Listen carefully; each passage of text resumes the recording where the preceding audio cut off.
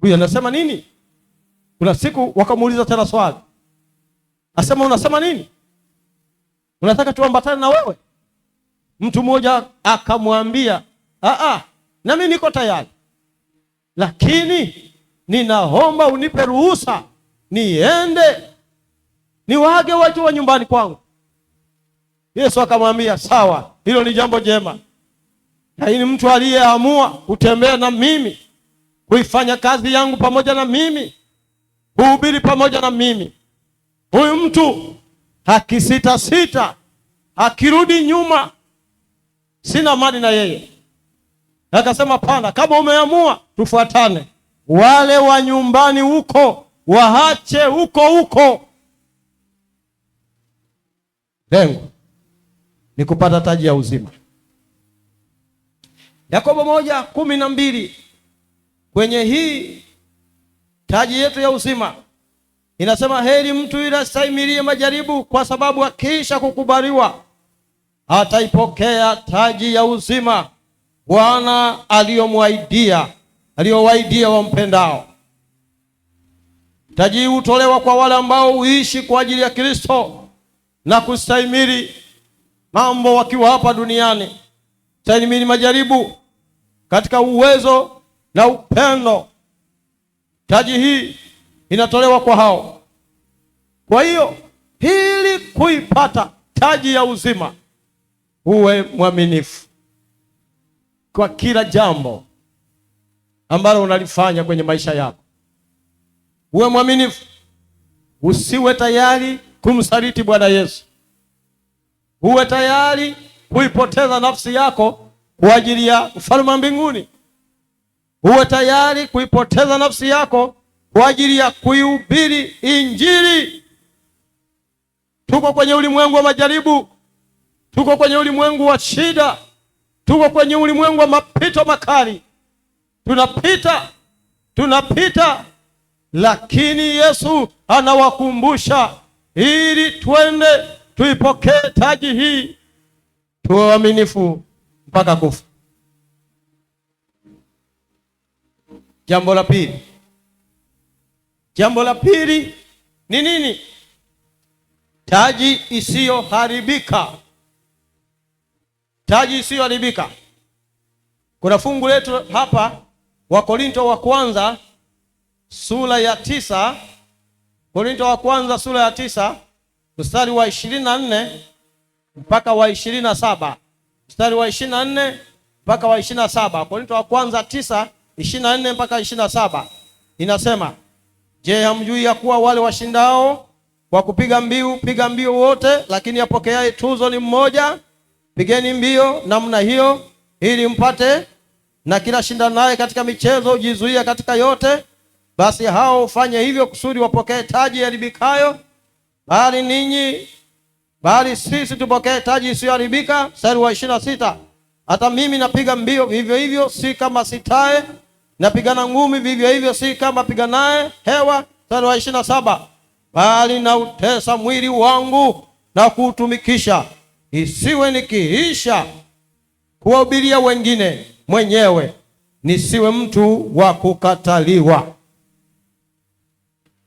Taji isiyoharibika tutakayoipokea hii, ili tushinde mpaka tung'ang'anie sana. Hii inaitwa ni taji ya mpiga mbiu. Mkristo hapa kwenye hii taji, kabla sijafafanua hili andiko, ni lazima ajiadibishe mwenyewe kwamba aweze kushinda katika mbio. Vivyo hivyo kama Paulo alivyofanya, nasi tunavyopaswa kufanya. Tunapaswa kupiga mbio ambazo zimewekwa mbele yetu. Waebrania 1:1 inasema, Mungu ambaye alisema zamani na baba zetu katika manabii kwa sehemu nyingi. Kama alisema zamani na baba zetu katika manabii kwa sehemu nyingi, bado angali anasema na sisi. Kama ni hivyo, kama vile mchezaji anavyofanya ili ashinde na hiwe timu bora, wako tayari kujiadibisha wenyewe na kuweka mwili wao binafsi kando na mambo mengine ya utawala mkali wa shetani pembeni.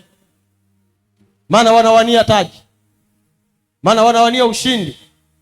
Mpiga mbio huyu ni lazima ajizuie vitu vingi, vikiwemo tamaa nyingi, na pia autese mwili wake na kuutumikisha ili aipate taji hiyo. Maana yake nini? Ajikane mwenyewe, ajinyime mwenyewe kitu chochote ambacho kingemshusha na kumzuia kupoteza uhusiano na Mungu wake, na kumzuia. Ajikane, hakiache hivyo vitu, viache. Macho yake mtu huyu yamwelekee Kristo, si kuangalia kulia au kushoto. Hapana, yamwelekee Kristo macho yake. Kwenye ile Waebrania 12 mstari wa 12 inasema, tukimtazama Yesu mwenye kuanzisha na mwenye kutimiza imani yetu, ambaye kwa ajili ya furaha isiyowekwa mbele yake alistahimili msalaba na kuidhalau aibu, na yameketi mkono wa kuume wa kiti cha enzi cha Mungu. Kama ni hivyo, tunamaanisha nini? Kutafuta uweza wa Mungu kwa Bwana, akafananisha na yule ambaye taji hii anayetaka kuipata ni yule ambaye anataka kufanya mazoezi kama mkimbiaji. Taka kufanya mazoezi kama mkimbiaji, ni lazima kimbie sana. Kama mmewahi kukimbia, mimi nilikuwa nakimbia mita 100 na nilikuwa mjanja sana wakati wa kukimbia. Mwalimu anapokuja akisema kwenye mstari, tunasimama kwenye mstari. Akisema kaa tayari, tunapiga magoti, lakini tunapiga magoti kwa kuangalia mbele. Akinyanyua vile vijiti kuvigonga kwa hivi, mnakimbia. Ikigonga hivi mnakimbia. Sasa mimi ujanja wangu ulikuwa ni hivi. Mwalimu akisema kwenye mstari tunaenda, kaa tayari, nilikuwa napenda kukaa mwishoni huku. Kama mwalimu yuko huku, tulikuwa tunachengana. Akija huku mimi nahamia kule. Sasa kama yuko huku akisema kaa tayari, kwenye mstari kaa tayari, nikiona ananyanyua vile viubao, akonge katikati, anaponyanyua ukipeleka kukongana hivi, nilishafika kule mwisho wa jengo, hakuna wa kunirudisha. Mwisho wa jengo kule nishafika. Maana kana kongo hivi hawa nakarangara macho, mimi nishaondoka.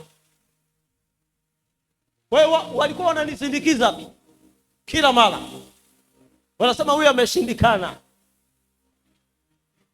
Paulo anawaambia Wakorinto, anasema si rahisi mno. Kama mnataka kuwa wakimbiaji wazuri, kuna vitu vingine ni lazima uvizuie ili uwe mkimbiaji mzuri. Usipovizuia vitakuzuia, vitakusababisha usiende. Na jana nisema, na kwa sababu Mungu ametupa nafasi hii wapendwa, na tuko hapa safarini na tunajiandaa twende kwenye uzima wa milele, na hili tufike kwenye kiti kile cha enzi cha uzima wa milele. Na tutafika hivi vitu mpaka tuzuie vitu vingine. Taji hii tusioharibika ambayo tutaipokea. Angalia wanaokimbia, wao kazi yao wanapokea taji ya kawaida tu ambayo ni tunu ya hapa duniani, lakini sisi tumeandaliwa taji ya mbinguni ambayo haitaharibika milele na milele. Tutavalishwa. Tukae tayari, tuzuie kila jambo nalo tusonga, tuzuie. Taji ya tatu, taji ya tatu itakuwa ni taji ya furaha. Taji ya furaha. Hii taji ya furaha baba. Wathesalonike wa kwanza sura ya 2 mstari wa 19 mpaka wa 20. Msomaji wangu jana ulikuwa unanisomea, naomba unisomee hapa. Thesalonike wa kwanza sura ni ya 2 mstari wa 19 mpaka wa 20. Inasemaje? Inasemaje fungu hilo? Tulisikie. Sura ya 2 mstari wa 19 mpaka wa 20.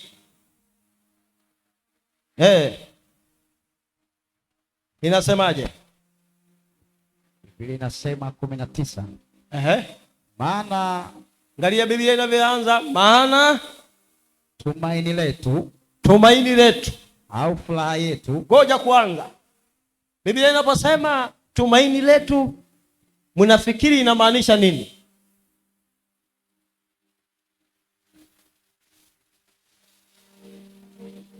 Huko Biblia inapoanza na usemi kwamba maana tumaini letu, hili neno tumaini tu, mnafikiri linamaanisha nini?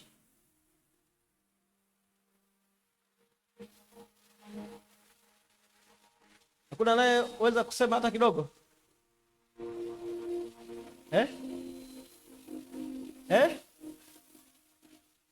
Hata kujaribu kidogo? Karibu.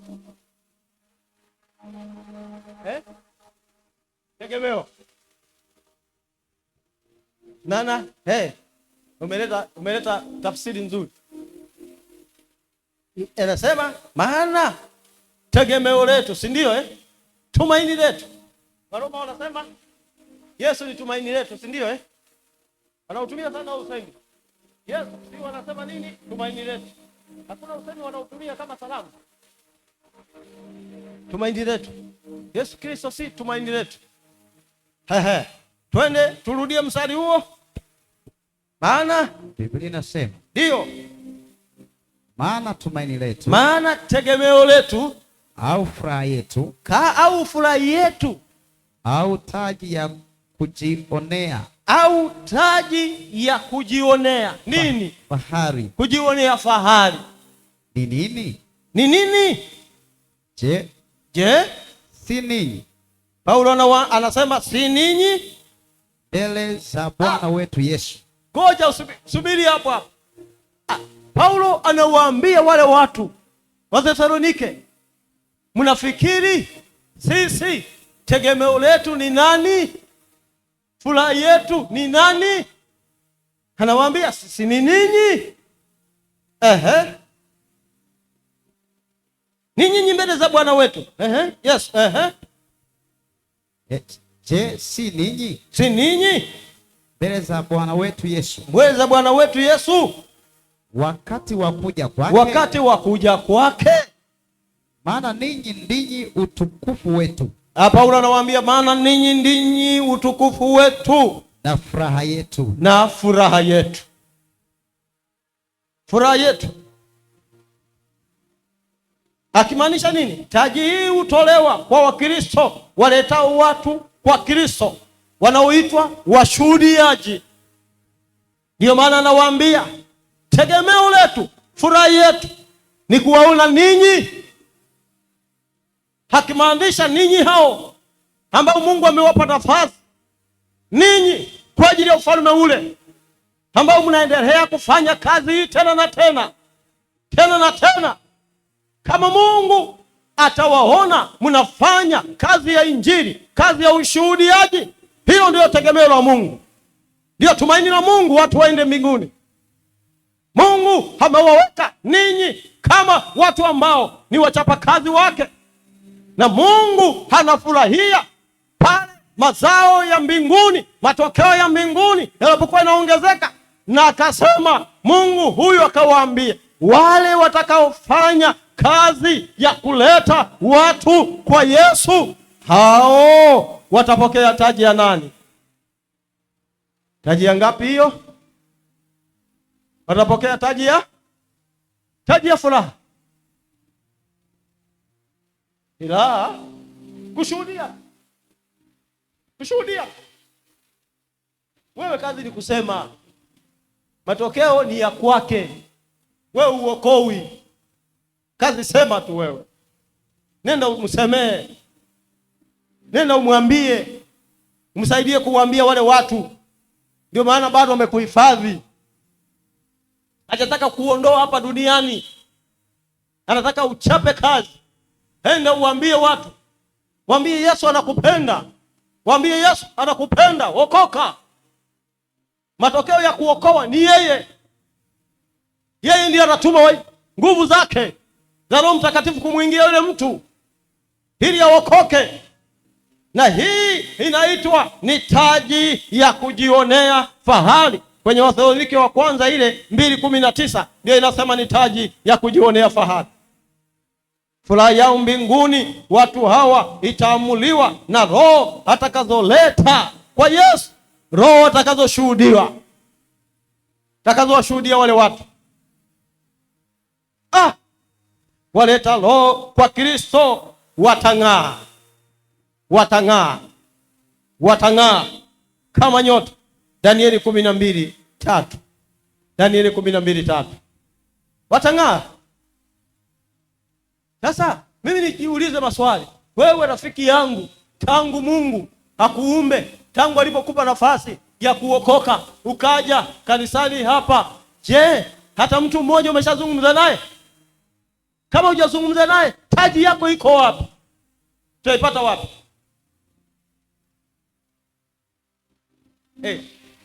Askofu, kuna makanisa mengine nayo yajua. Hapa. Nakuyataja kwenye hii mic hii. Yaani watu wao hawataki kukutana na mtu barabarani. Wengine wakikutana nao wanaita majeshi. Huyo umeshamshuhudia huyo ujue. Majeshi. Umeshamshuhudia. Na wengine nikisema hivyo mnaweza mkawajua makanisa. Ni kosa wao kukutana na mtu barabarani. Umeshamwambia karibu kwenye ibada. Sasa unakutana na Jehova Witness, mashahidi wa Jehova. Ukimruhusu dakika 5 tu hivi au dakika 1, halafu akupe lile gazeti la nini la Mnara, ile inaitwa nini? Inaitwa Mnara Mnara wa akupe lile gazeti. Ukimruhusu dakika hizo tu umekwisha. Kesho atakuja nyumbani.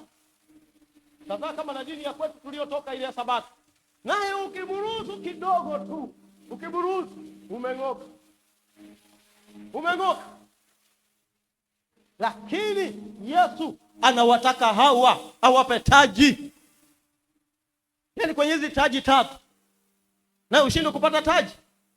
Kwenda tu na kusema kumwambia mtu Yesu anakupenda.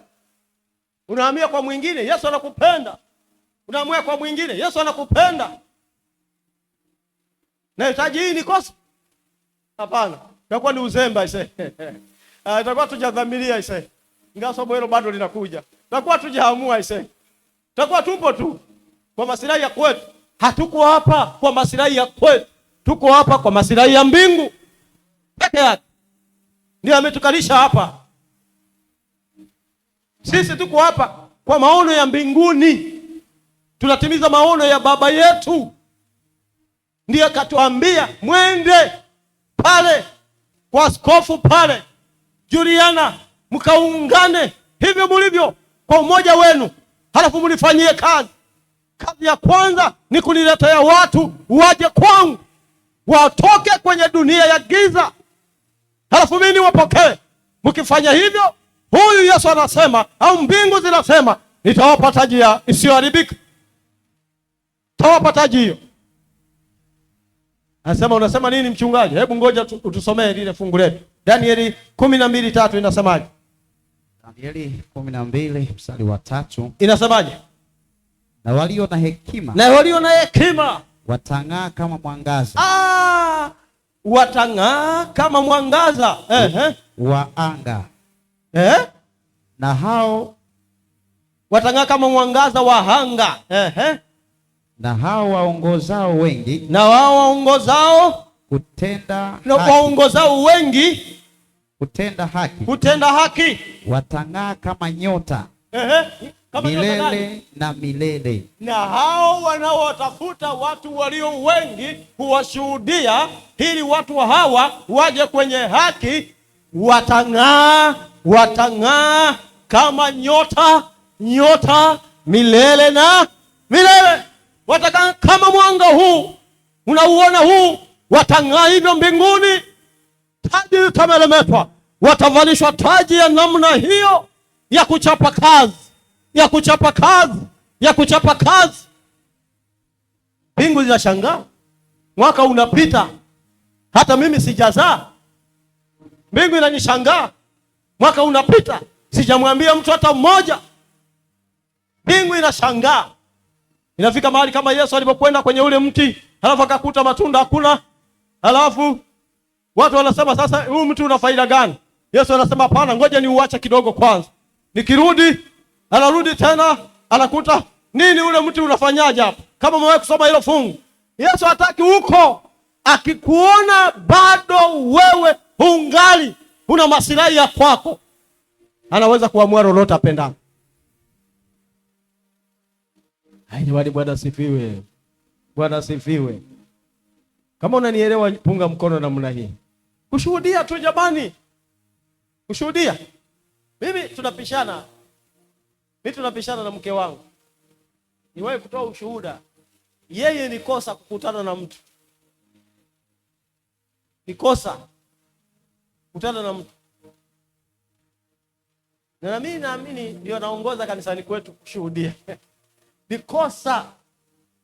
Sijui Mungu amempa ulimi wa namna gani, mimi hata sielewi. Sijui ni ulimi wa namna gani. Hata tu nyumbani kwetu mimi sina lugha ambayo ni kubwa sana. Nikikwambia tu na kukaribisha nyumbani, twende nyumbani bwana. Twende basi nyumbani tukapumzike kidogo. Naona unanigomea. Twende basi nyumbani tukapumzike kidogo. Unanigomea. Narudia tena ya tatu. Twende basi nyumbani.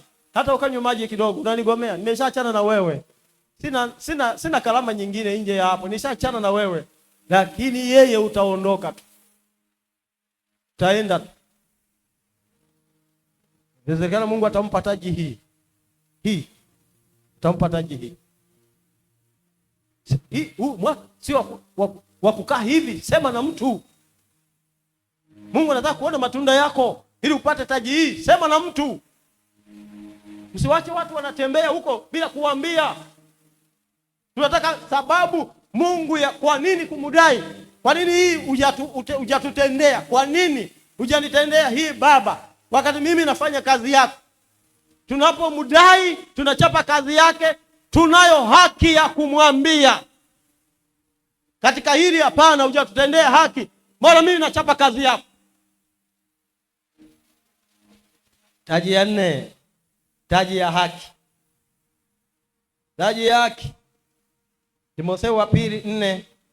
Timotheo wa pili sura ya 4 mstari wa 5 mpaka wa 8. Timotheo wa pili sura ya 4 mstari wa 5 mpaka wa 8.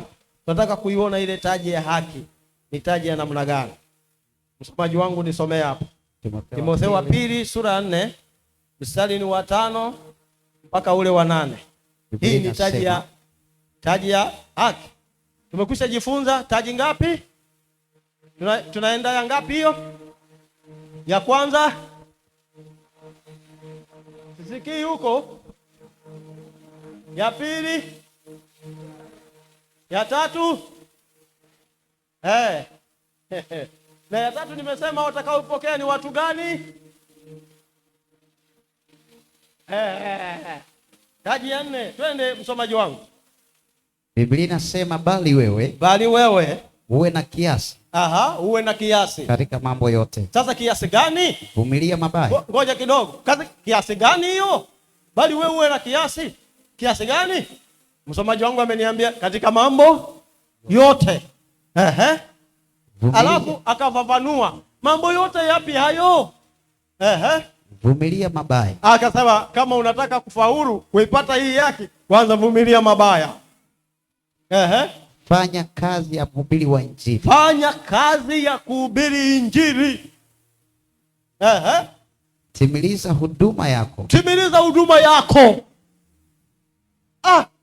Hivi hilo neno wewe mchungaji Yakobo ndio umeliandika au ni Biblia? Ni ya Mungu mwenyewe. Ya Mungu mwenyewe. Fanya kazi ya nini? Ya Injili. Ya Injili. Alafu timiliza nini? Bado hujamaliza ujue. Wewe mstari wa 6. Mstari wa 6 unasemaje? Mstari wa 6 anasema. Inasemaje? Kwa maana. Mpaka wa 8. Kwa maana. Mimi sasa. Paulo anasema mimi sasa. Na miminua. Wakati wake unajua ulikuwa karibia kufa sasa. Na wakati wa kufariki kwangu umefika. Umefika. Anawaambia wale watu wafanye kazi ya Injili. Mstari wa 7 anasema. Inasemaje? Nimevipiga vita vilivyo vizuri. Paulo anasema nimefanya kazi ya Mungu. Nimepambana sawa sawa. Mwendo nimeumaliza. Kazi ile nilivyokuwa napiga hatua hivi za mwendo wangu nimekamilisha. Imani nimeilinda. Kama kuna kitu ambacho Paulo anajitetea, anajitumainisha, anasema ni imani. Alikutana na walimu ambao ni walimu wa uongo, alipambana nao. Hakukubali wapotoshe neno la Mungu. Mstari wa 8 anasema. Mstari wa 8 unasemaje?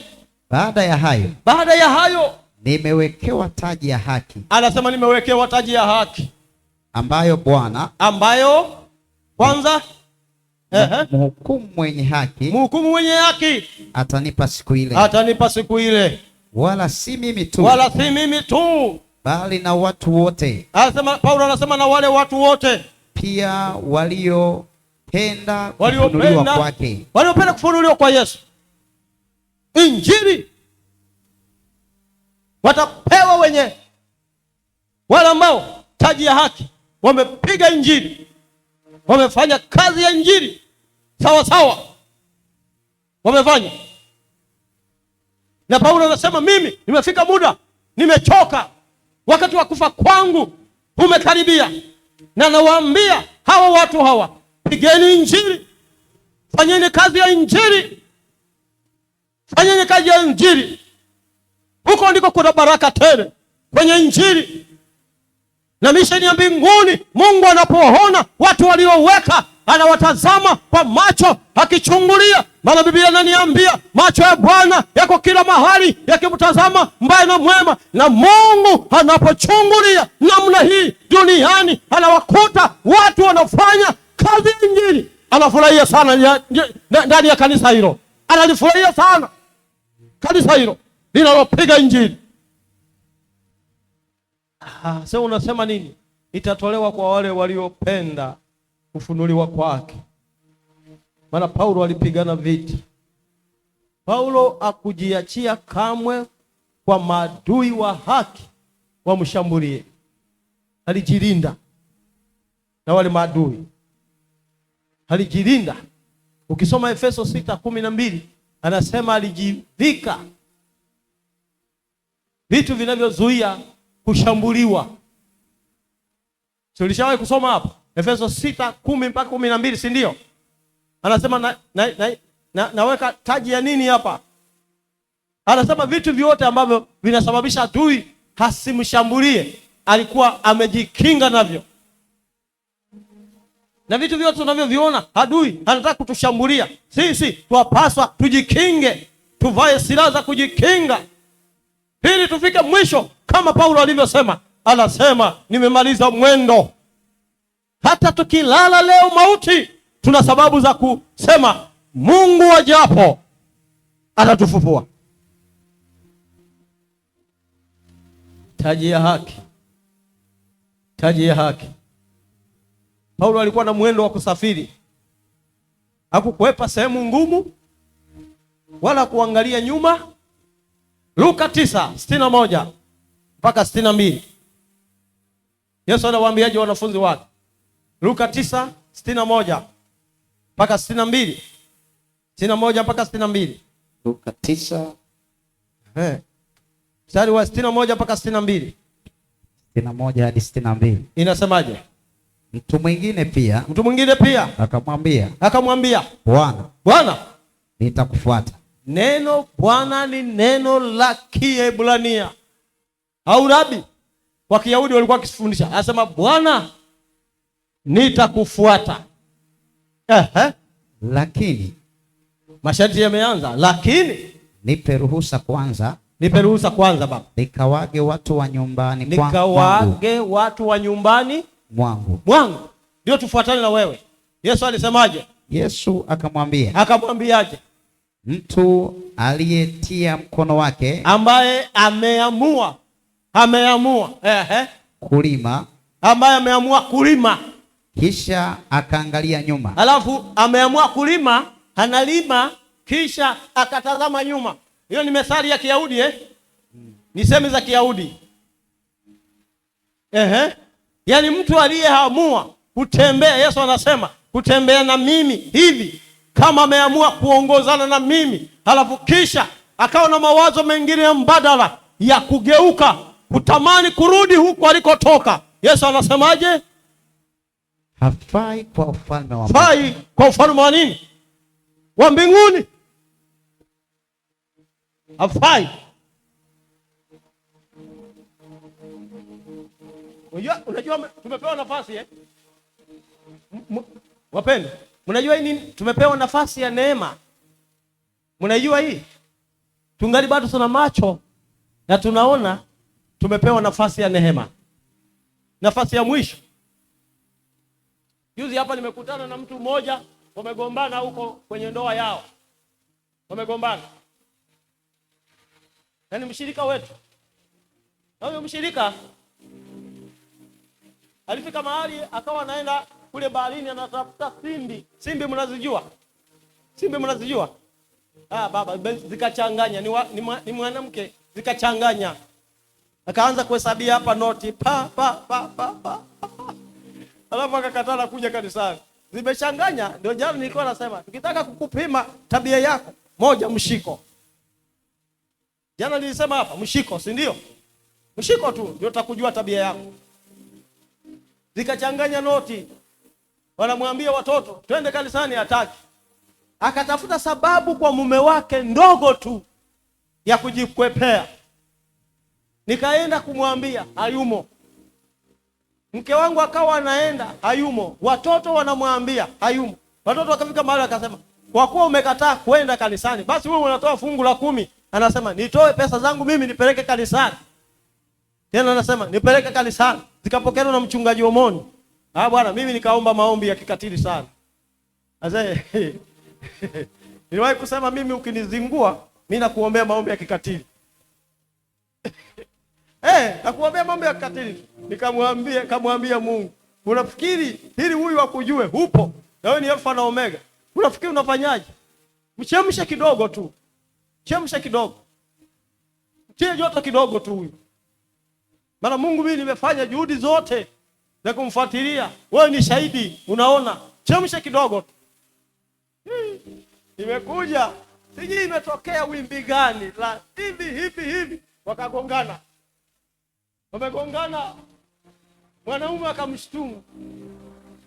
Kasema, bwana wewe, ninahisi kama mchawi fulani wewe. Ninahisi kama mchawi fulani. Alafu akakimbia na nyumba. Kwa hiyo mpaka sasa hivi mwanaume hayupo nyumbani. Alipokimbia nyumbani, askofu huyo mama kaja kanisani kujisalimisha. Mimi namuuliza, simbi zimeisha? Umemfuata Yesu, simbi zimeisha? Simbi zimeisha? Namuuliza, kwa nini unamfuata tena Yesu? Simbi zimeisha. Nini? Hayuko kwa Mungu, katika mission ya Mungu. Sasa mume nampigia simu, naye ananichenga. Sasa jana nikampigia mume simu, nikamwambia, nataka kukupeleka polisi, maana umetelekeza familia. Asubuhi leo ananitafuta, ananipigia simu kama hana akili nzuri. Na mimi nimeshampatia pa kumkamatia. Maana ametoroka, ameacha familia, ameacha na mke na watoto. Sasa ananipa mimi mzigo. Hii ndio ni walehe. Na mimi nimempigia simu, hapana, usipopatikana wiki hii naenda kuchukua rabii wa kukamata wiki hii, maana umetelekeza familia. Na Biblia inasema ambaye hajali watu wa nyumbani kwake ni mbaya sana kama siamini.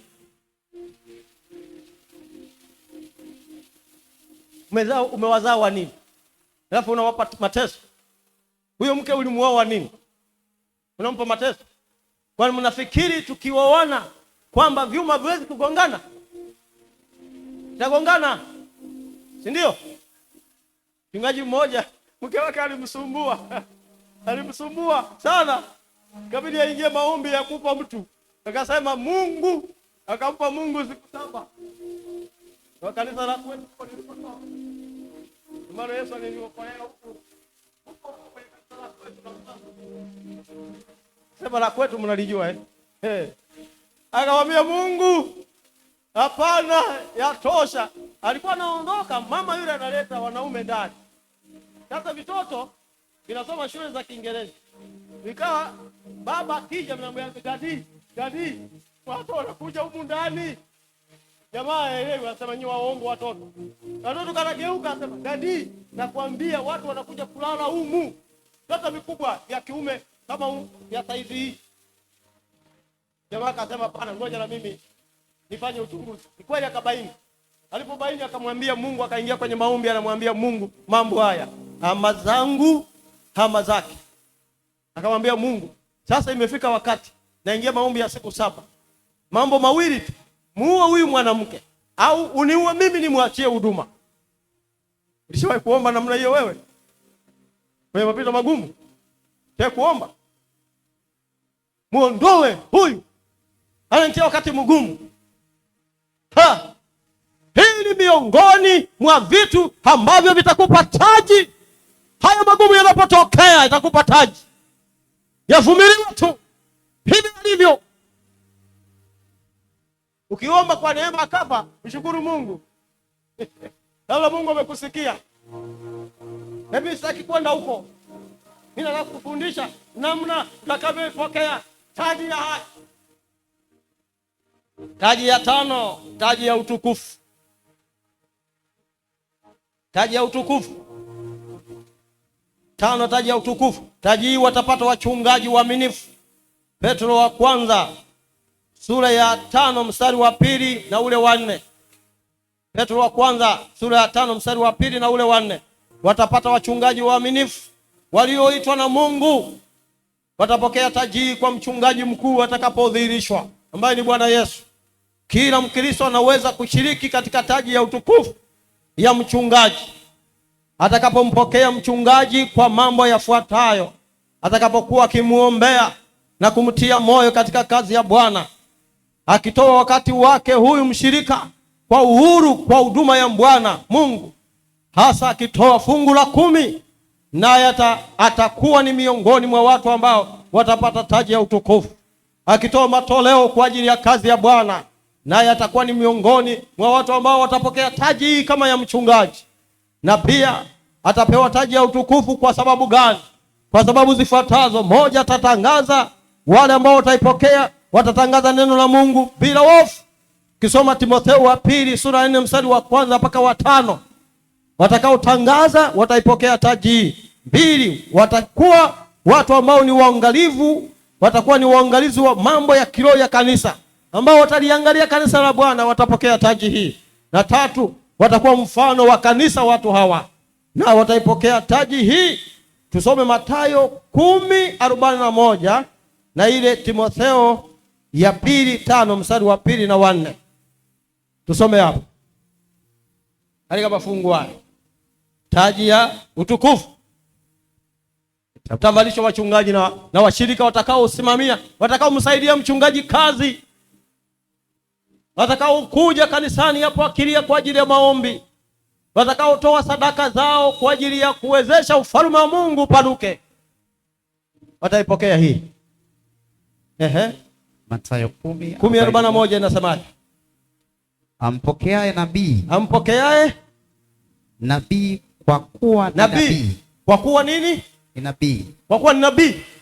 atapata thawabu. Ampokeaye mchungaji kwa kuwa ni mchungaji atapata nini? Thawabu ya nabii. Thawabu na nini? Atapata thawabu na nini? Kumulisha tu. Kumpelekea askofu maji hapa. Umeshalamba taji hiyo. Inakunyemelea. Umeshalamba hapa. Kunyemelea. Maji tu. Kuleta sadaka zako hapa. Zifanye kazi kwenye ufalme wa mbinguni. Twende tuhubirie Injili kule Singida. Kule Magu, si ndio? Kule Sengerema. Kule wapi? Huku wanaitwaje huku? Ruvu. Twende tuhubirie huko. Taji hii inakuhusu. Petro wa kwanza sura ya 5 mstari wa 2 na ule wa 4. Inasemaje? Nataka nimalize mapema pia. Nataka nimalize mapema. Nasemaje? Sura ya 5 mstari wa 2 na ule wa 4. Inasemaje? Petro wa kwanza sura ya 2 mstari wa 2. Mstari wa 2. Petro wa kwanza sura ya 5 mstari wa 2 na ule wa 4. Taji hizi zote hizi 5, moja kweli ukosi? Kwenye hizi taji zote hizi kweli ukosi? Hapana. Unakuwa unafanya makusudi tu. Makusudi tu. Biblia inasema. Inasemaje? Lichungeni kundi la Mungu. Lichungeni kundi la Mungu lililo kwenu. Lililo kwenu. Na kulisimamia. Na kulitunza. Kulisimamia. Kuliangalia. Si kwa kulazimishwa. Si kwa kulazimishwa. Bali kwa hiari. Kwa hiari. Kama Mungu atakavyo. Kama Mungu atakavyo. Si kwa kutaka fedha ya aibu. Mstari wa 4. Mstari wa 4 unasemaje? Na mchungaji mkuu. Na mchungaji mkuu. Atakapodhihirishwa. Atakapodhihirishwa. Mtaipokea taji ya utukufu. Mtachukua ile taji ya utukufu. Ile isiyokauka. Sio taji ya uongo ile. Mtaipokea. Kuchunga kundi. Wewe kiongozi wa kanisa hapa. Tumepewa kuchunga. Si ndio? Umepewa kuchunga. Taji ina kuhusu. Wewe mwana praise. Umepewa kuimba. Na sisi tunakufuata, ni kiongozi wetu. Unapotuimbisha. Taji ina kuhusu. Hii. Taji ya 6 itakuwa ni taji ya ushindi. Ufunuo 3 mstari wa 11 mpaka wa 12 itakuwa ni taji ya ushindi. Taji ya ushindi. Taji ya mshindi. Taji ya mshindi. 3 mstari wa 11 mpaka 12. Inasemaje? Kuna 3 11 12. Inasemaje? Biblia inasema. Inasema nini? Naja upesi. Biblia inasema Yesu anazungumza na kumwambia yule jamaa aliyekuwa kwenye kisiwa cha Patimo ayaeleze makanisa yale 7, alafu anayewaambia Yesu anasema naja upesi. Anakuja kufanya nini? Na anatoa tahadhari ya nini kama anakuja upesi? Alafu kuna mambo anamwambia mambo gani? Shika sana ulicho nacho. Shika sana wokovu uliopewa. Shika neema hii uliopata. Hii ni fahari kuokoka. Ni fahari kumgeukia Yesu. Wewe ni shahidi. Wangapi walio nyuma yako, mliokuwa marafiki zako, wamelala mauti? Wangapi wamelala mauti? Wangapi wengine hawana meno, wameng'olewa? Wewe Yesu akakuita, akakuokoa. Yesu anasema shika sana ambacho mimi niliokuokolea wewe. Shika sana wokovu huu ulionao sasa hivi, ushike. Alafu Halafu nini kinachofuata? Anasemaje? Biblia inaendelea kusema, mstari wa 12 anasemaje? Anasema bado hatujamaliza hapo. Shika sana ulicho nacho. Asije akaitwaa taji yako. Asije nini? Mtu akaichukua taji yako. Mwambie niache, toka kwangu. Unaona mtu anakusumbua sumbua. Swali chenu cha vijana, anakuzingua juu ya wokovu. Asifanye mchezo na wokovu wako Yesu aliugharimia kwa damu ya thamani. Mwambie akuache, mwambie akupishe.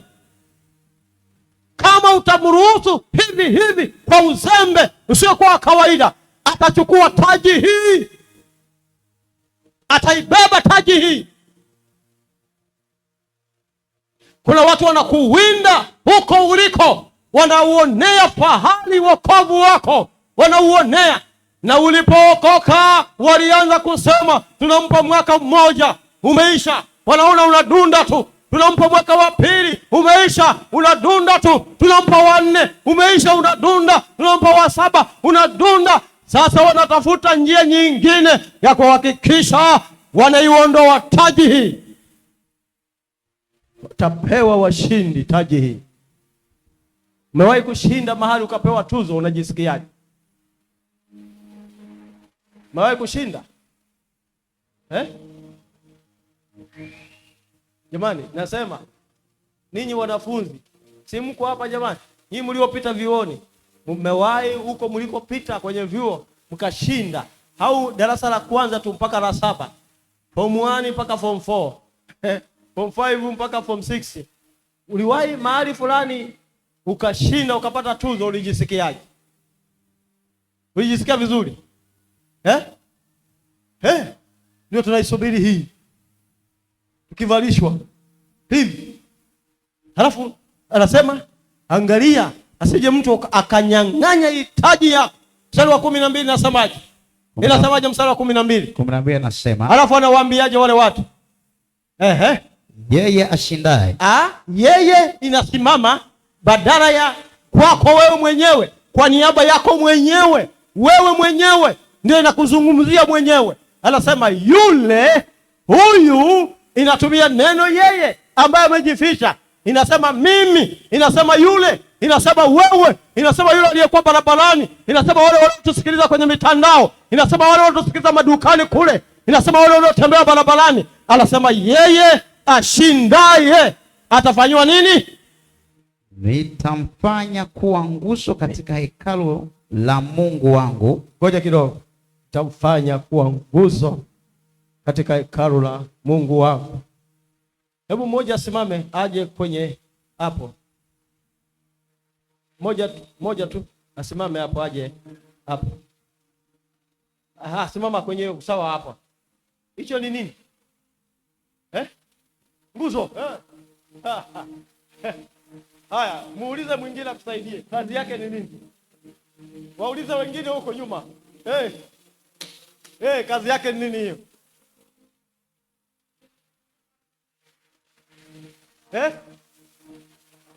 Kazi yake ni, wanasema nini? Kushikilia pango. Na huyu jamaa anaambiwa atafanya kuwa nini? Nguzo. Atafanya kuwa nguzo. Nguzo anayeshikilia nini? Unaona, nenda ukae. Unaona mambo haya bwana? Sasa ni rahisi mno.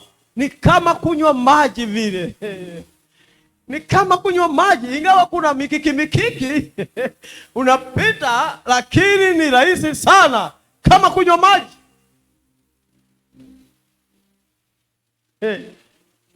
Au mchungaji Yakobo akimtuma mke wake, naomba uniletee maji ya kunywa, ni rahisi sana. Anafika hapo, anapiga magoti, anampa maji ya kunywa. Hiyo ndio la mchungaji, anaona magoti yale yanavutia sana. Ndio la ya mchungaji hile, si ndio? Au ndio la yule aliyehoa, anaona mke wake wanaishi naye vizuri kwa raha. Ni raha sana, ujue.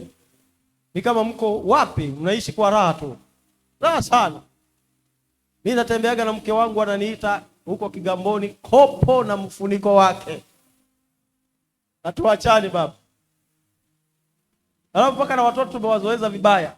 Wakati mwingine tukiwa tunakula, tunagusana hivi. Tunagusana tu hivi. Nachukua kijiko na mlisha. Yaani mtoto wetu hasa huyu wa mwisho huyu anafika mahali anamwambia mama yake, wewe si unajua baba anakupenda. Na wewe tuombee tu wewe ambaye tampenda. Maana najua huyo ndio nguzo yangu. Nyinyi hamjajua. Kazi yetu ya kichungaji ni ngumu sana. Na inategemea mke wa mchungaji. Kazi ya mchungaji imejificha kwa mke wa mchungaji.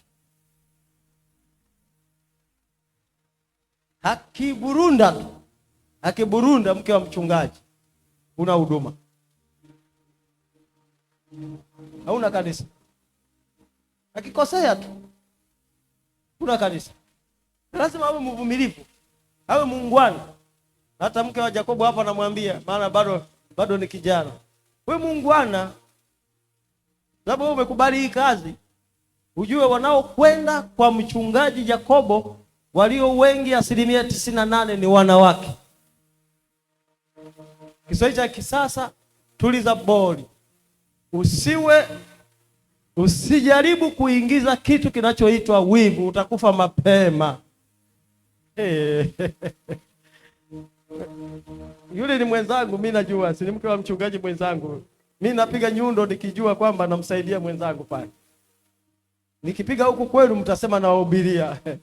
Lakini yule hawezi kusema namuhubiria yule. Maana sisi tunajuana wachungaji kwa wachungaji. Na mimi namwambia kwa sababu ni safari, bado yeye ni binti, ni mdogo. Wanaokwenda kwa Yakobo, mchungaji Yakobo, 98% ni wanawake. Na ndio wanapeleka matatizo. Ndio wanataka kuombewa. Sasa akiwa na wivu atakufa mapema. Na hii taji itamkosa hii. Utakufa mapema. Sisi tu tunatumia akili. Mchungaji Yakobo akiona wanataka kuja kwa wingi sana, lazima atembee na. Anataka kuja kwenye ofisi hivi, lakini mke asicheze mbali. Si ndio? Asicheze mbali. Hao anakaa pale pale, kwa sababu kuna watu wengine wanatumwa kummaliza Yakobo.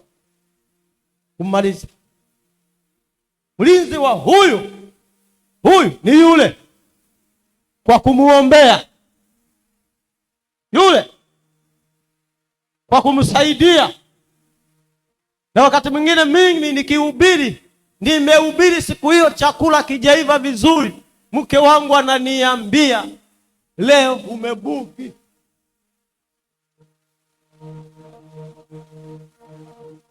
Sisi tuna mawasiliano.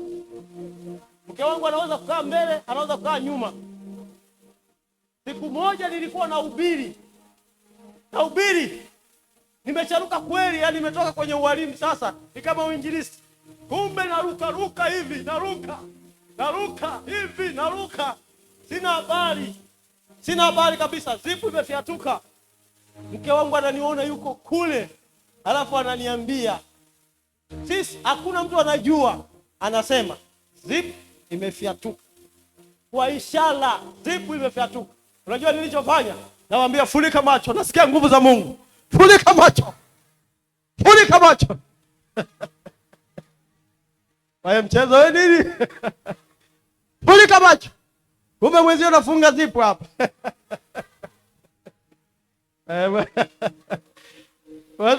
Wale wana kazi wale. Wale wana kazi. Kazi sio kwa kawaida ya kutulinda ili taji isije ikaharibika. Wala kazi. Nilipomaliza nikarudi nyumbani nikamwambia, hakika wewe ni mlinzi sawa sawa. Kama una hiyo umeona hiyo sawa sawa. Unaweza kuhubiri unasikia tu tai imeshafiatuka imeenda hivi. Ananiambia rudisha kati. Nala fanya tu hivi. Kati. Weka kati. Sasa utawekaje kati? Wakati mwingine watu wanakuangalia ndio nani zipu imefiatuka, wanakuangalia unafanyaje? Lazima upige ile likanda la baba nasikia. Sasa unafanya nini? Bwana sifiwe, Bwana sifiwe, Bwana sifiwe. Bwana sifiwe. Bwana sifiwe. Hebu tuendelee na fungu letu, tuendelee na fungu letu linasemaje? Linasemaje fungu letu?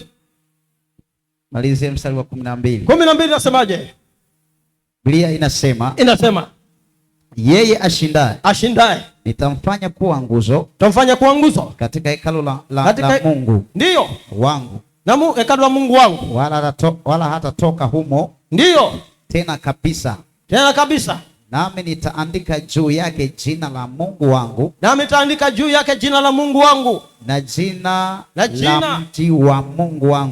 mji wa Mungu wangu, huo Yerusalemu mpya, ushukao kutoka mbinguni, kwa Mungu wangu, na jina langu mwenyewe lile jipya yeye ataweka hapo.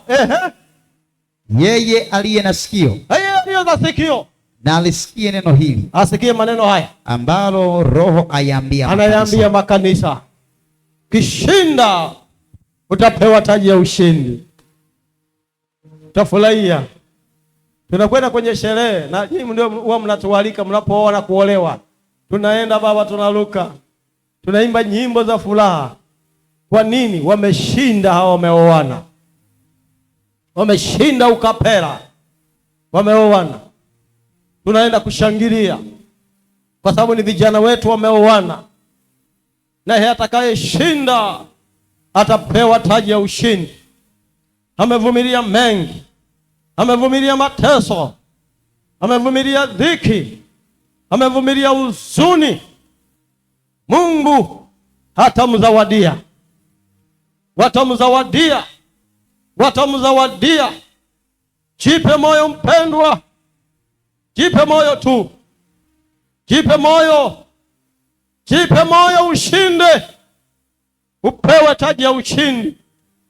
Bwana kutunuku, Bwana kufariji, uende uishi kwenye uzima wa milele. Taji ya mwisho, taji ya mfia dini. Ufunuo 2 mstari wa 10 mpaka 11. Hii ndio itakuwa taji yetu ya mwisho, tutamalizia hapa. Taji ya mfia dini. Ufunuo 2 mstari wa 10 mpaka wa 11. Inasemaje? 10 hadi 11. Ndiyo, inasemaje? Biblia inasemaje? Usiogope mambo yatakayokuijia wewe. Tazama, alafu Biblia inaniambia, angalia, huyo ibilisi atawatupa baadhi yenu. Ibilisi yuko hapa duniani alipotupwa. Kazi yake atasababisha ninyi mkamatwe baadhi yenu. Wapi? Wanaomcha Mungu, wanaohubiri neno la Mungu, ambao hawaogopi.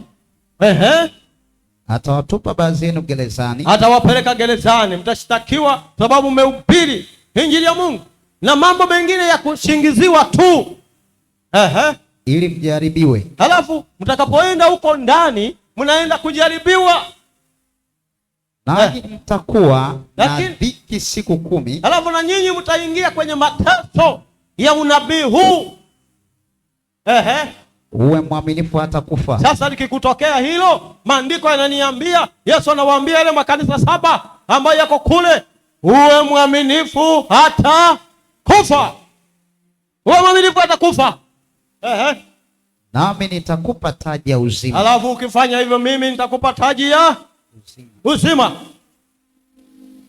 Maana yake nini? Wale ambao wanaheshima juu ya Yesu, ya kutoa maisha yao kama wafia dini kwenye imani yao, watapokea taji. Ufunuo 6:9.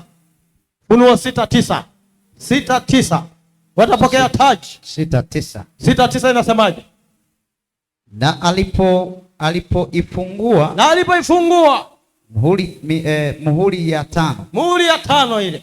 Nikaona chini madhabahu ya roho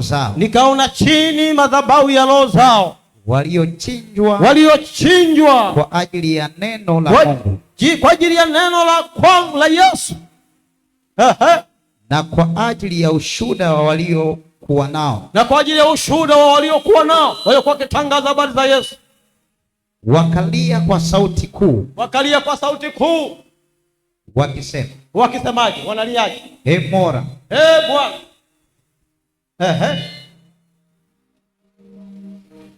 Endelea kusema. Wakasemaje? Endelea kusema mstari ule wa 11. Ndio. Nao wakapewa kila mmoja nguo ndefu. Ndio. Nyeupe. Nao wakapewa kila mmoja nguo ndefu nyeupe. Wakaambiwa wastarehe bado muda mchache. Ndio. Hata itakapotimia hesabu ya wajoli wao.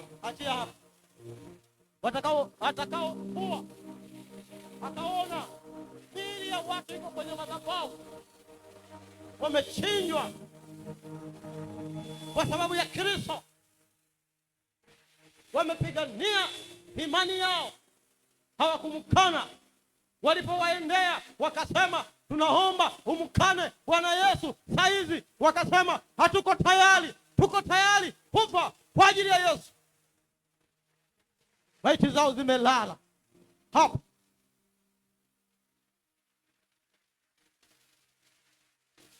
Haya yalimtokea Stefano, alikuwa wa kwanza kupokea taji hii. Matendo ya Mitume 7 mstari wa 54 mpaka 60, tumalizia hapo. Matendo ya Mitume 7 mstari wa 54 mpaka 60. Stefano, tuone alichopewa. Matendo ya Mitume sura ile ya 7 mstari wa 50. Biblia inasemaje? Au ni mahali gani nitakapostarehe? Matendo ya Mitume 7 54 mpaka 60. 54 mpaka 60. Okay, 54 mpaka 60. Basi waliposikia maneno haya wakachoma mioyo, wakamsagia meno. Lakini yeye akijaa Roho Mtakatifu akakaza macho yake akitazama mbinguni, akauona utukufu wa Mungu. Alipotazama hivyo akauona utukufu wa Mungu, na Yesu akisimama upande wa mkono wa kuume wa Mungu. Na Yesu amesimama upande wa mkono wake. Akasemaje? Tazama, naona mbingu zimefunguka, na Mwana wa Adamu amesimama mkono wa kuume wa Mungu Baba. Kwa sababu ya tukio langu hili la kufa, alikuwa akihubiri Injili. Wakaenda kumwambia, kwa nini usimkane Bwana Yesu? Akasema haiwezekani. Wakamwambia, mkamateni. Wakamvua nguo. Kiswahili cha kisasa wakasema mweke kati. Wakamweka kati, wakapiga kwa mawe. Wakati wanaendelea hivyo, anaona Yesu amesimama, anaona mbingu zimesimama. Maana yake anaona kifo kile alichokufa, amekufa kifo salama cha mfia dini, kwamba amepanda kwenda kwa Baba yake. Simama. Yesu anakupenda sana. Yesu analipenda. Yesu anatupenda.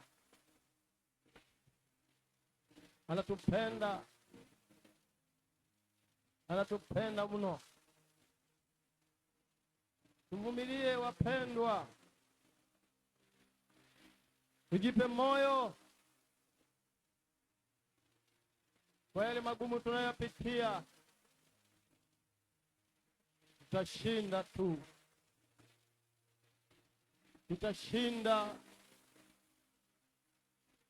Tutashinda wapendwa, tutashinda. Msichoke. Mtie mwenzako nguvu, tuendelee na hii safari. Msaidie mwenzako, twende. Usimhukumu wewe, nenda tu msaidie, twende na safari hii.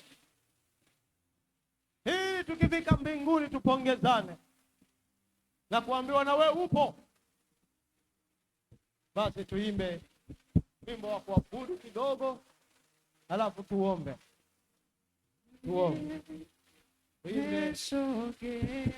Usisahau taji 7 na kushauri, fanya ufanyalo upate taji moja wapo.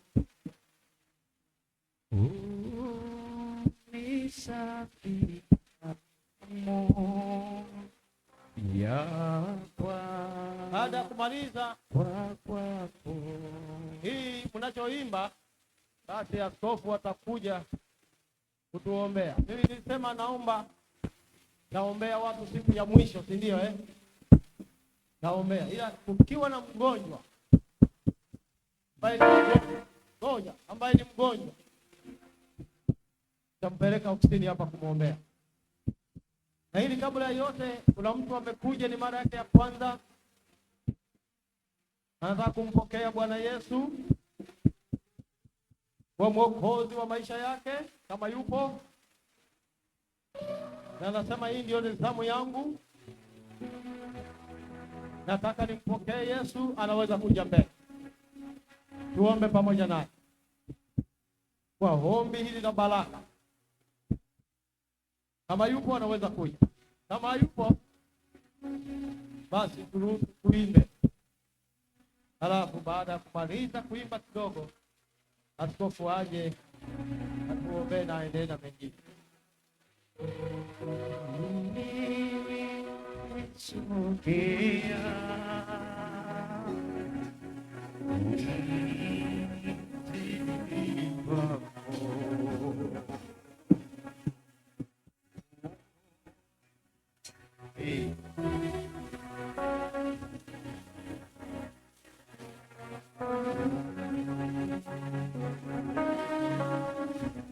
Nimesogea,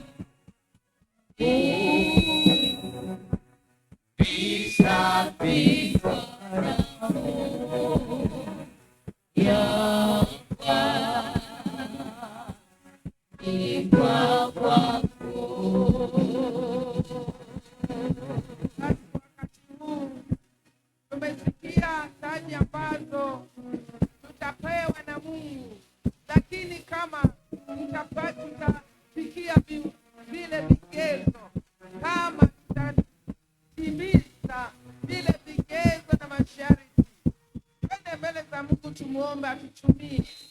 Twende mbele za Mungu tumuombe atusaidie. Omba Roho Mtakatifu akutie nguvu. Mwaka huu Roho Mtakatifu akutumie kwa viwango vya juu. Mwaka huu Roho Mtakatifu akutie nguvu, kawe nguzo ya kanisa. Roho Mtakatifu akakuwezeshe kuhubiri Injili, kuhubiri neno lake kwa nguvu. Roho Mtakatifu akuwezeshe kuzaa matunda. Roho Mtakatifu akuwezeshe kuwa chombo cha thamani ambacho kitamletea utukufu. Yeye yuko tayari kututumia sisi tukiwa tayari. Mwambie Roho Mtakatifu akusaidie kujitoa. Unapojitoa, unapojidhabihu, unapokubali kutumiwa na Mungu, yeye anakutumia. Inategemea na wewe umejitoa kiasi gani.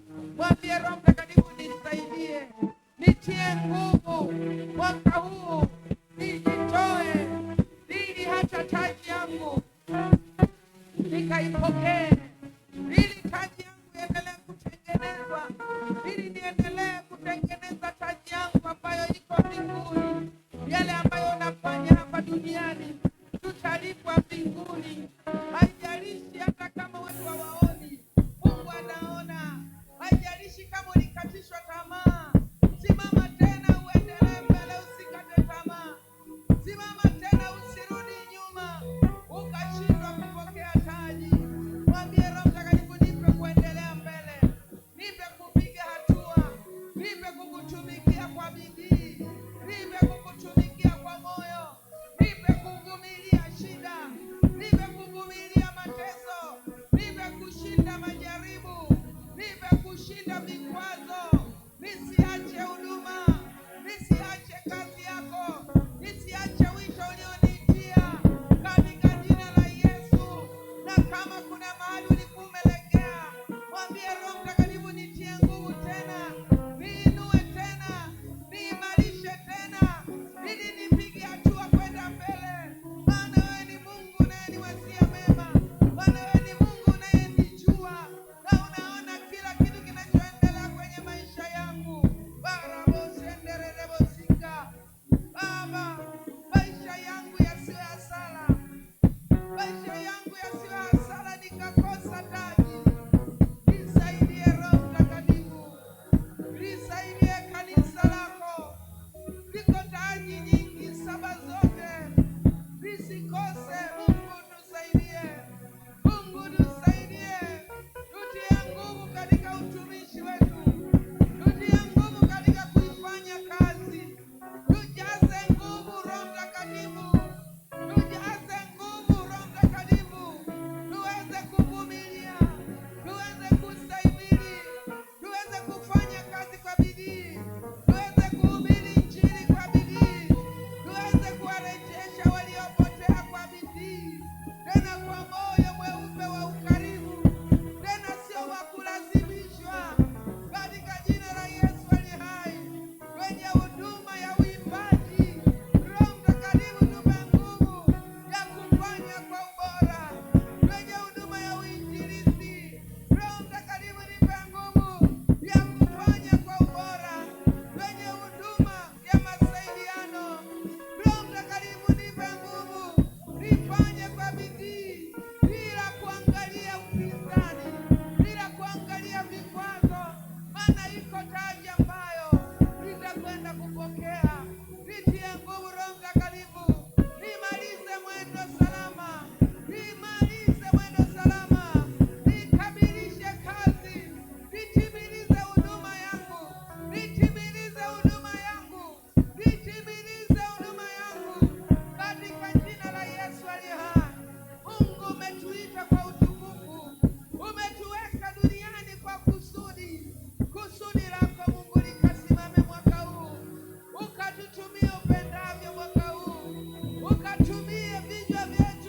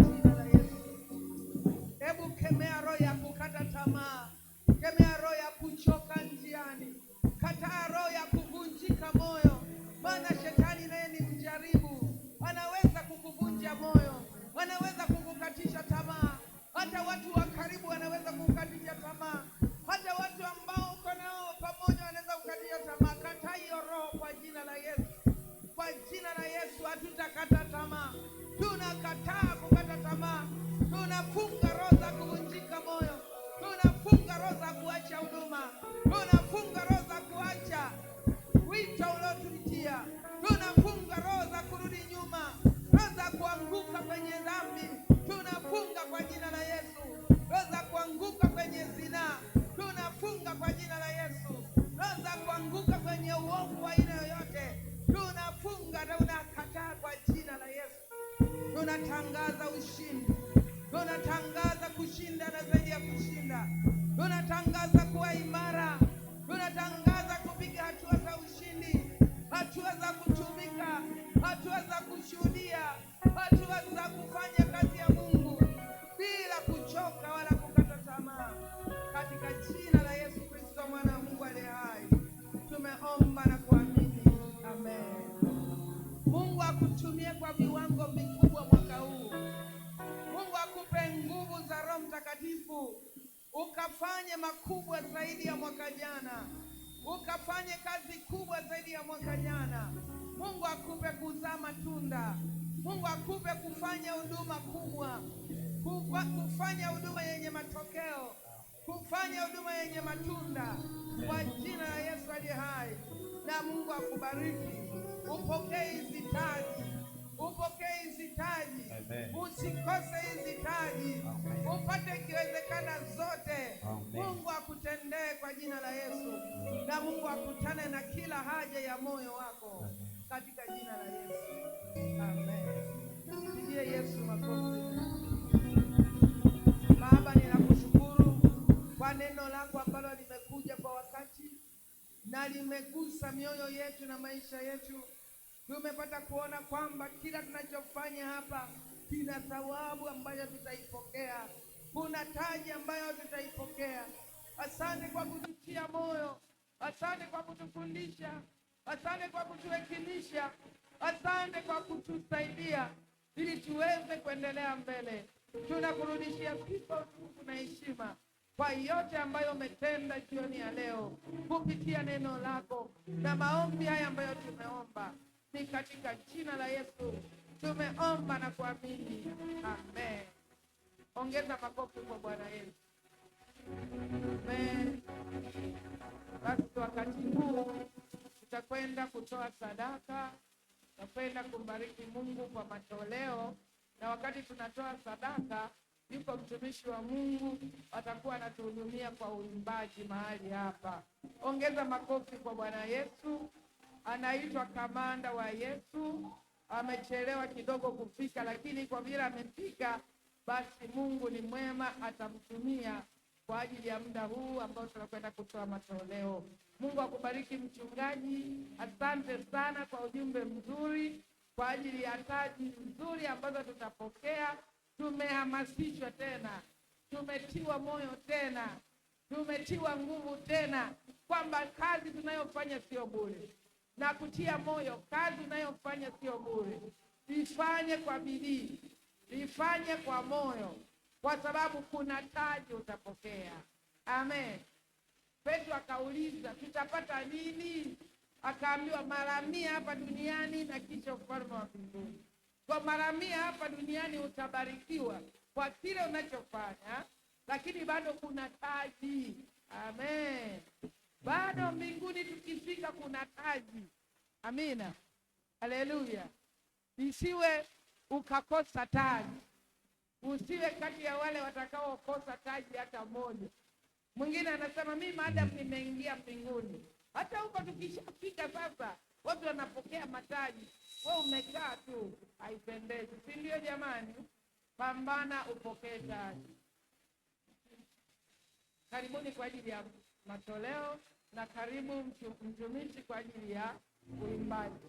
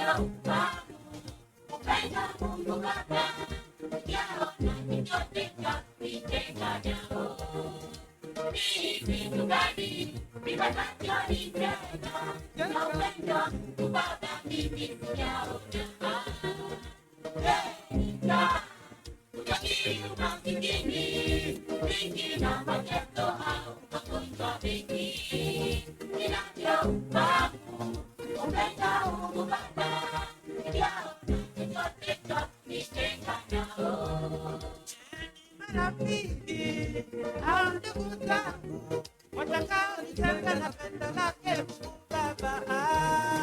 Upendo wa rafiki wa hapa duniani ni upendo wa muda na wa kitambo sana. Upendo wake Mungu wadumu milele, nitaufananisha na nini jamani? Je, marafiki au ndugu zangu watakaonitenga na pendo lake Mungu Baba. Upendo wa rafiki wa hapa duniani ni upendo wa muda na wa kitambo sana. Upendo wake Mungu unadumu milele, nitaufananisha na nini jamani?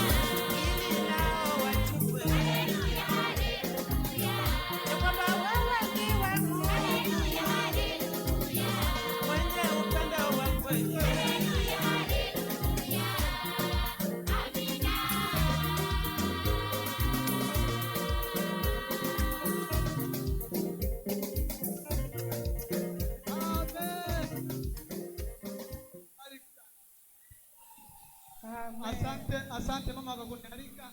Asante. Mungu akubariki. Asante sana. Amen. Jamani, makofi kwa Yesu kwa ajili ya mtumishi wake. Anaichuchumilia taji. Amina. Anaitimiliza huduma yake. Anaitwa komando wa Yesu. Naona leo amechelewa, lakini kesho naomba uwahi kidogo ili tuweze kwenda vizuri na muda wetu. Mungu awabariki. Nina matangazo machache kukumbushana kwa ajili ya semina yetu inaendelea.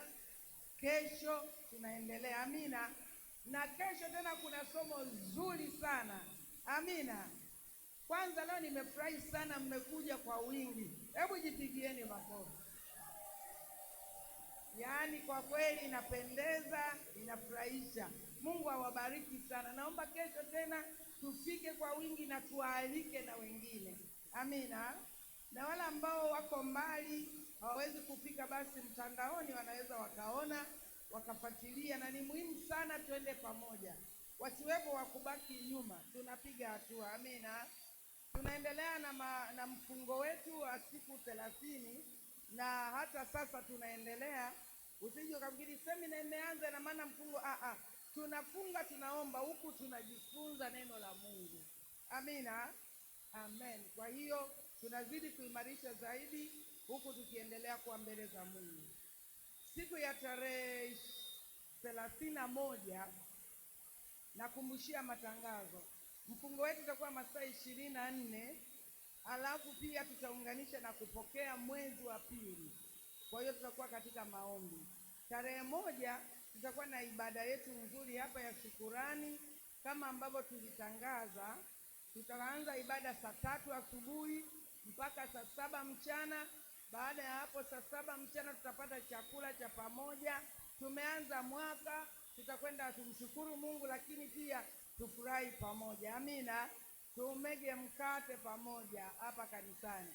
Baada ya hapo tutakuwa na ibada ya kusifu na kuabudu kuanzia saa 8 saa 9 hapo mpaka saa 12. Amina. Kwa hiyo praise, muendelee kujiandaa. Waimbaji mbalimbali wanaendelea kujiandaa. Itakuwa siku njema ya baraka. Nilifikiri mtapiga makofi. Amen. Pia siku hiyo tutaombea malengo. Kwa hiyo njoo na malengo ya mwaka 2026, yaandike uje nayo hapa, alafu baki na kopi yako ambayo utakuwa unayaangalia pia unayafanyia kazi. Kwa hiyo uje na malengo yako umeandika, lakini pia tutakuwa tunatoa sadaka ya malimbuko siku hiyo. Amina jamani. Kwa hiyo jiandae kwa ajili ya hayo yote, ni mambo mazuri ya baraka. ambayo yatakuwepo mahali hapa. Mungu awabariki sana, nisiwapotezee muda, lakini kesho naomba tuwahi. Tukianza saa 9:30 tunamaliza mapema. Tukichelewa ndo hivyo sasa, muda unaenda. Amina, haleluya. Kwa naomba tujitahidi. Hii mixer, Mungu atusaidie. Haleluya. Basi wakati huu naomba tusimame, nimwalike makamu askofu, atakuja kuombea sadaka, lakini pia atakuja kuilisha ibada yetu. Mungu akubariki mchungaji na mwalimu wetu mzuri. Tumebarikiwa sana na huduma ya leo. Jamani, tumpigie Yesu makofi mengi ya shukurani kuonyesha kwamba tumepokea baraka kutoka kwa Mungu. Karibu sana uweze ku. Amina. Tuombe. Baba, katika jina la Yesu, asante kwa ajili ya siku njema. Tazama watoto wako, tumekuja na sadaka za shukrani. Kila mmoja ametoa kwa moyo wa upendo. Asante, naomba Baba uzibariki, zitakase kwa damu yako ya thamani. Bariki kila mmoja na kila chanzo ambacho Mungu umempa kupata. Asante, tukiomba na kushukuru katika jina la Yesu. Amen.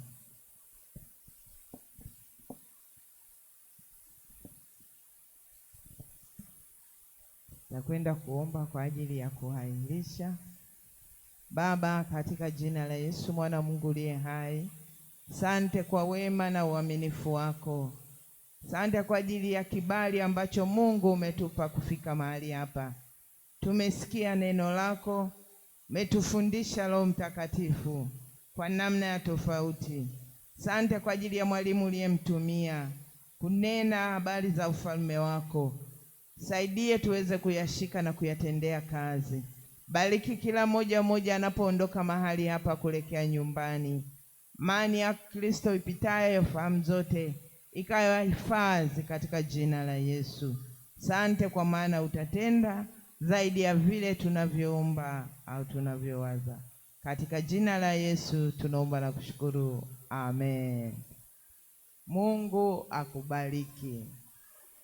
Haleluya. Basi tuwekewe wimbo wakati tuna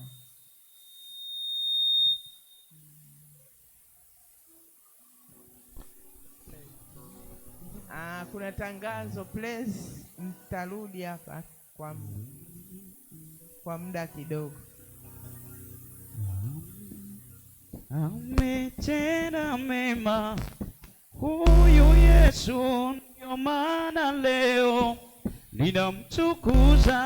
Ametenda mema huyu Yesu, ndio maana leo namtukuza. Ametenda mema huyu Baba, ndio maana leo ninamtukuza. Ametenda mema huyu Yesu, ndio maana leo namtukuza.